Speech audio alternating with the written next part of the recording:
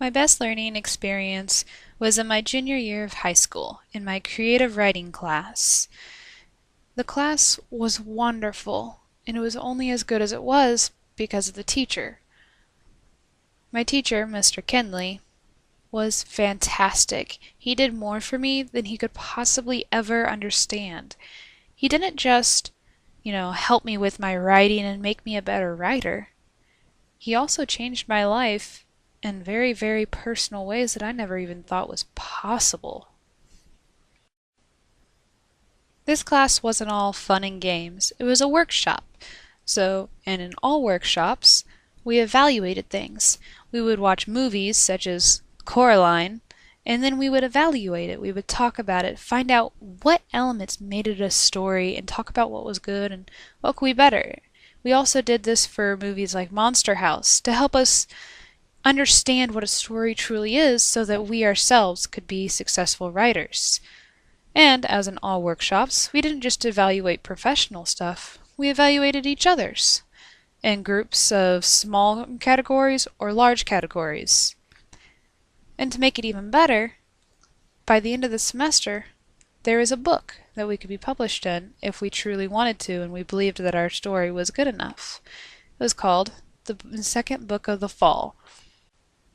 As you can probably guess, I myself ended up getting my story published in this book as well, and so yes, I can proudly say I am a published author.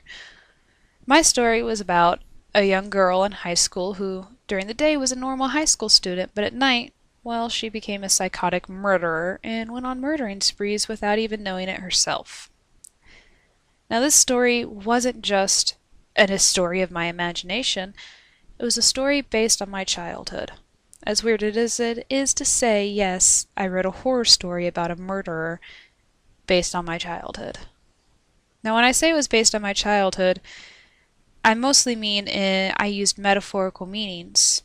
Like, the characters were based off people in my life, like my mother and my sister and some of my close friends.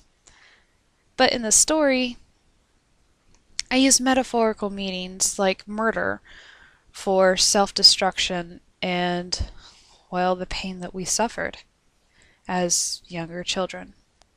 Since this was a workshop, we ended up workshopping my story. Now, I never expected it to impact me as much as it did, but this was the day that we workshopped my story, and this was the day that I truly began to change, because this was my best learning experience. Mr. Kinley focused on the part of my story with the mother. Now, he wanted to know, is this part really necessary? Do we really need the development of the mother in the story? Does it do anything? At first, he didn't think it did, but then he stopped himself. He's like, well, let's look at this again. Let's just look at the mother and see. As you can see, she's very, very self-destructive. She's lost herself, she's overweight, she's smoking. As you can see, she can't walk very well. She's got some serious self-destructive behaviors. And so maybe this part is necessary to see how it's affected not only the main character, but also the mother as well, and affected them in very, very negative ways that they themselves might not even notice.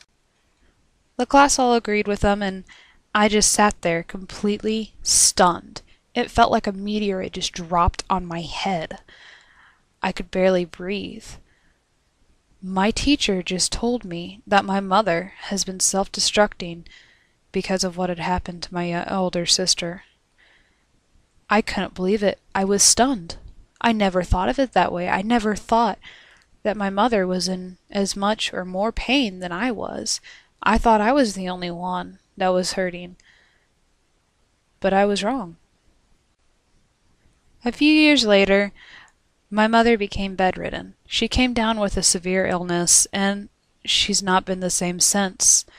And just as Mr. Kinley had told me earlier, my mother had given up on life. She's been acting in self-destructive means for years and years, and I just never noticed. But now, I look and I can see these things. I can see what she's doing. I'm able to give her better support.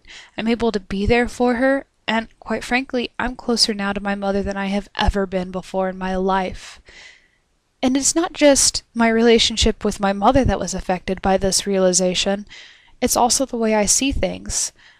Because I was able to look at my mother in another way, I realized that I'm being very selfish with things that I look at in other parts of the world.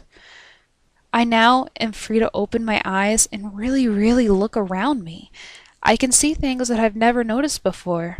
I'm not depressed because I realize that there's more to life than myself and my own problems. Everybody has issues and everybody takes it in a different way, even though they may not show it. Everyone has pain. And this realization was all thanks to Mr. Kinley in my creative writing class, and because of this, I feel like this is my best learning experience because I truly have become a better person, and I now realize things that I never would have realized if it wasn't for him.